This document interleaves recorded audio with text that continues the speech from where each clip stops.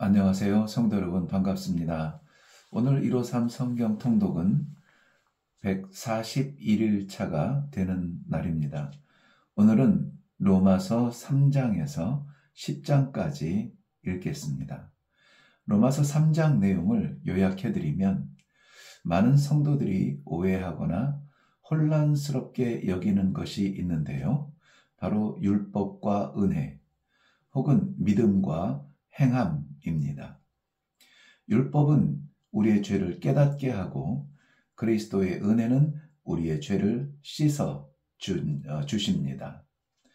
그리스도로 인하여 죄를 씻게 된 성도는 씻겨진 삶을 살게 됩니다. 행함으로 구원을 얻는 것은 아닙니다. 구원받은 사람은 행함이 있는 믿음의 삶을 사는 것입니다. 구원에 감격이 있는 사람은 자기의 유익을 구하기보다는 남의 유익을 구하는 일이 자연스럽습니다. 남이야 어떻든 나만 편하면 된다는 생각은 구원받은 사람이 생각할 수 없는 생각입니다. 성도의 많은 행위가 있지만 믿음이 없는 행위는 공허한 것입니다. 그렇기 때문에 믿음이 있는 사람에게 더욱 소망이 있는 것이죠. 3장의 결론은 31절입니다. 그런즉 우리가 믿음으로 말미암아 율법을 파기하느냐 그럴 수 없느니라. 도리어 율법을 굳게 세우느니라.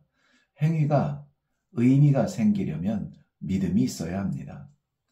율법의 완성은 은혜로 가능합니다. 그런데 이것은 행동하는 믿음을 필요로 합니다. 바로 그 행동하는 믿음은 사랑입니다. 로마서 제4장입니다. 믿음과 행함의 이해를 돕고 있는 본문인데요. 믿음의 원칙을 설명하고 있습니다. 믿음이 있다, 없다를 설명하는 것은 쉽지 않습니다. 그러나 그 기준을 정하고 원근 측정은 가늠할 수 있겠죠. 로마서는 아브라함을 표본으로 세우고 있습니다. 하나님께서 아브라함을 인정하는 것은 3절에 의하면 그의 행함이 아니라 그의 믿음 때문이었습니다. 믿음은 보이지 않는 길에서 내디딜 수 있는 첫걸음입니다.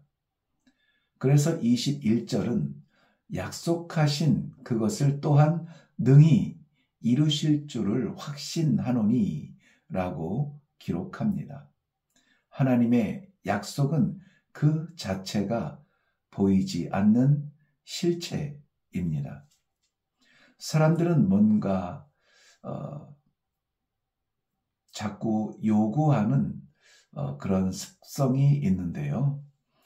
그런데 성경은 무엇을 하는 행위보다는 그 행함의 근거가 어디에 있는가 이것을 중요하게 찾고 있습니다.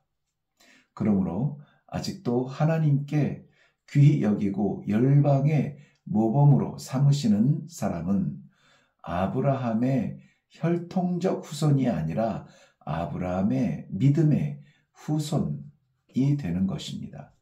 믿음은 행함의 바탕이요, 행함의 질서입니다. 로마서 5장입니다. 로마서 5장은 은혜에 관한 내용입니다. 예수 그리스도의 죽으심과 살아나심. 그러므로 우리가 죽고 우리가 살아나 생명을 얻게 된 것입니다.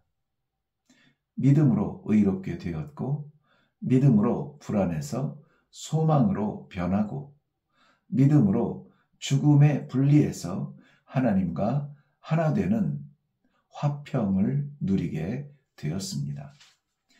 그러므로 환난의 자리에 있든지 연약한 상태에 있든지를 둘러보기보다는 그리스도 안에 있는 믿음의 사람인지 이것이 더 중요한 것이죠.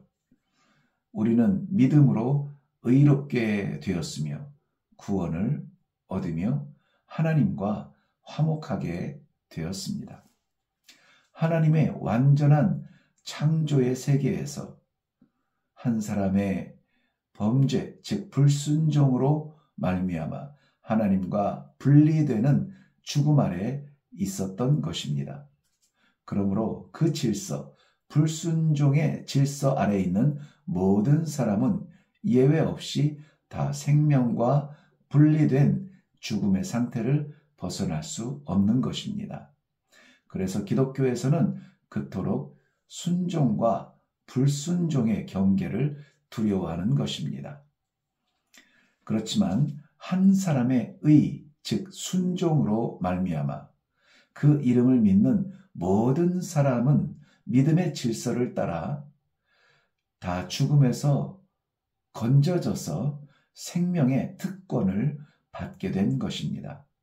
우리는 그것을 위해 값을 치른 적이 전혀 없습니다.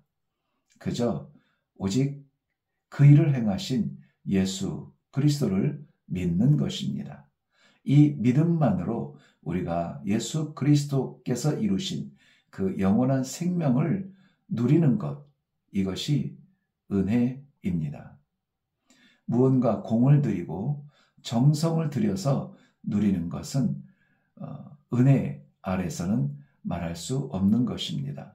은혜라고 하는 것은 내가 무엇을 했음이 아니라 거저받은 선물처럼 누리는 것이죠.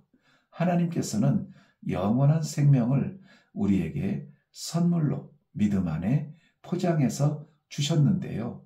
이것을 믿음이라 하는 은혜라 하는 것입니다. 로마서 6장입니다. 죄 가운데 있으면 갈등 없이 편합니다.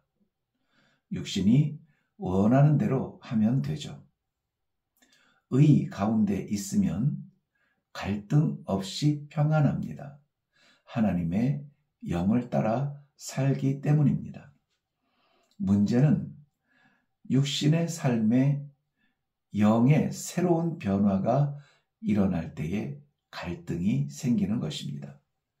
이런 갈등이 바울 사도에게는 없었을까요? 아닙니다. 그에게도 이런 갈등이 있었습니다. 예수로 인해서 변화된 삶을 살기를 원하지만 익숙한 육신의 삶의 미련이 놓아주지 않습니다. 어떻게 할까요? 방법은 더욱 힘써야 합니다. 가만히 앉아서 평안하게 믿음의 성숙을 볼 수는 없습니다. 힘쓰고 애쓰고 말씀을 묵상하고 기도하며 하나님께서 공급해 주시는 영의 음식, 하늘의 만나를 우리가 먹을 때에 비로소 뼈가 자라고 근육이 생기는 성숙을 누릴 수 있습니다. 그리스도께서 우리를 돌리시기 위해서 그의 생명을 바치셨습니다. 우리는 또한 돌아서기 위해서 애쓰고 노력해야겠습니다. 옛사람은 십자가에 못 박아 죽었으니 이제는 더 이상 우리를 괴롭게 이용하도록 두어서는 안 되겠습니다. 죽은 것은 실권이 없습니다. 우리를 다스리는 실권은 살아계신 예수 그리스도 한 분뿐입니다. 로마서 7장입니다. 로마서는 읽으면 읽을수록 너무나 분명하고 선명하고 확실해서 읽을 때마다 감동이 됩니다. 중간이 없습니다. 하나님께서 은혜로 깨닫게 하시는 부분이 너무나 확실하고 우리가 부끄러운 부분에 머물렀던 것이 너무나 분명합니다. 회색지대가 점점 사라지고 흙과 백의 분명한 선에서 길을 찾을 수 있는 말씀이 로마서에는 가득 채워져 있습니다. 아무쪼록 로마서를 통독하는 동안에 이러한 참으로 기묘한 이 하늘의 말씀의 맛을 볼 수 있기를 바랍니다. 바울은 6장에서 옛사람과 새사람의 관계를 설명하기 위해서 다시 한번 결혼법을 들어서 설명하고 있습니다.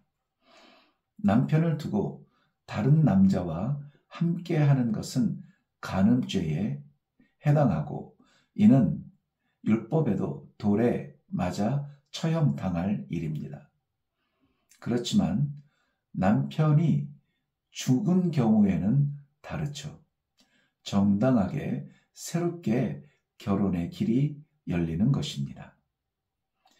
우리의 전 남편 죄와 율법에 대하여서는 우리는 죽었다. 지금은 자유롭게 다른 사람과 결혼하였습니다. 바로 신랑 되신 예수 그리스도시죠. 결혼한 부인에 대한 위치에 있어서 조금 다른 문화의 차이가 있는데요. 부인은 전인격적인 존재가 아니라 소유적인 존재라 여겼던 당시의 사고에서는 성도는 전혀 과거의 습관과 죄와 상관하면 안 되는 것입니다. 왜냐하면 전 남편 죽은 것이거든요.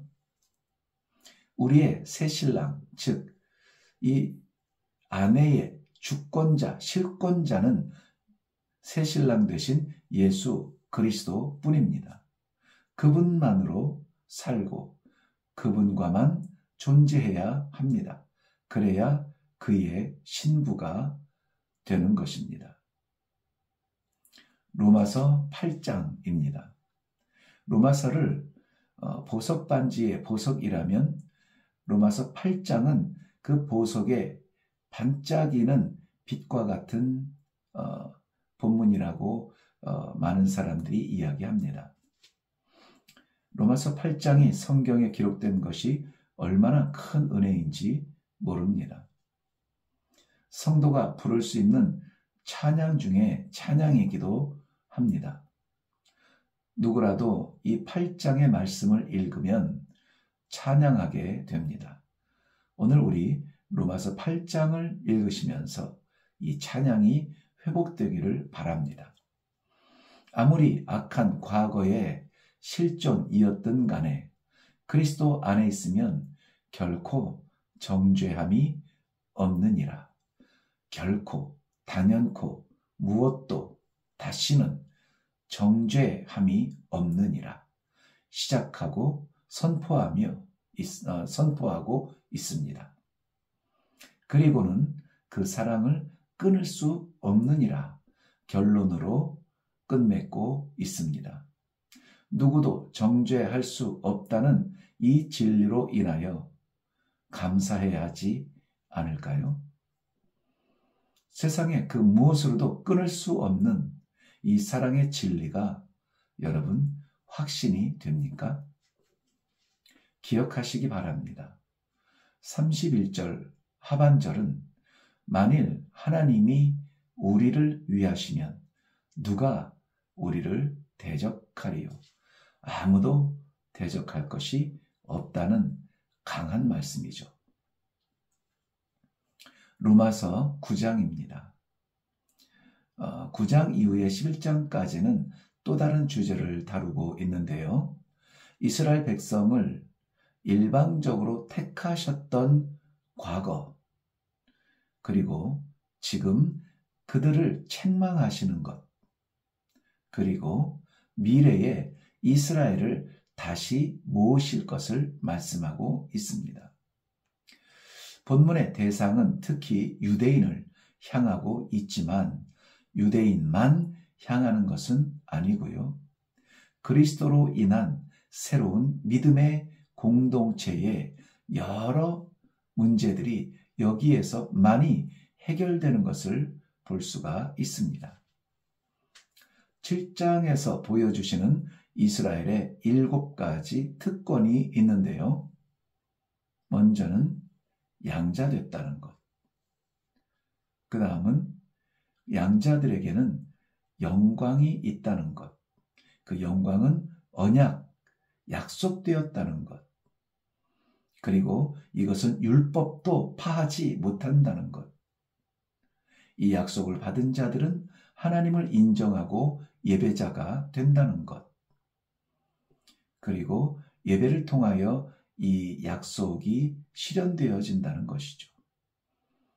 마지막으로 믿음의 조상들을 말씀하고 있습니다. 이 모든 특권들은 모두 이스라엘에게 속한 것인데요. 말씀드린 것처럼 우리는 이 혈통적 특권의 영역에서 넘어서서 완전한 약속을 주셨고 그 약속으로 인하여 우리는 더욱 힘을 얻는 것입니다. 바로 예수 그리스도의 이름이 변치 않는 하나님의 약속의 이름인 것입니다. 우리는 세월이 흐르면서 혹은 때로는 원치 아니하게 건강을 잃을 수 있습니다. 우리는 때로 영원할 것 같았던 우리의 부요함과 우리의 존귀함을 내려놓아야 할 때가 있습니다. 그런데 예수 그리스도의 이름으로 인한 이 구원의 약속은 변하지 않고 영원한 것입니다. 이 약속이 모든 성도들에게 있기를 바랍니다. 로마서 10장입니다. 바울보다 유대인을 더 잘 이해하는 사람은 없을 것입니다. 모든 유대인이 모든 유대인을 이해할 수 있을까요? 쉽지 않습니다. 사회적으로 계급이 높은 유대인은 계급이 낮은 유대인을 잘 이해하지 못합니다. 부유한 유대인은 가난한 유대인의 삶을 잘 이해하지 못합니다. 그의 반대도 마찬가지죠. 그런데 바울 사도는 이 모든 것을 다 경험한 사람이죠. 율법과 은혜의 영역을 모두 담고 경험했던 바울 사도. 철저한 바리새인으로서 율법을 이해했고 성령으로 거듭나서 진리의 빛에 거할 때에 유대 민족이 하나님의 약속을 버린 것을 알게 되었습니다. 하나님의 약속을 메시아로 오신 바로 그 그리스도를 오순절 성령의 역사를 유대인들이 모두 저버린 것입니다. 이 미련한 것을 냉정하게 비판하면서도 또 안타깝게 민족을 위해서, 민족의 구원을 위해서 기도하는 사도 바울입니다. 간절한 구원의 열망과 동시에 하나님의 말씀을 저버리는 사람들이 어찌 유대인뿐일까요?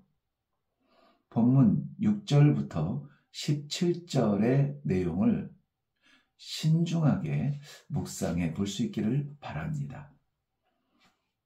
우리 모두는 예수를 그리스도라 고백할 수 있는 그러한 믿음의 사람으로 이 성경 153 통독을 마치는 날까지 함께 동행할 수 있는 축복이 있기를 바랍니다.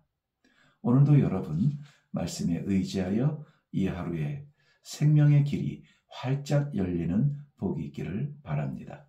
수고하셨습니다.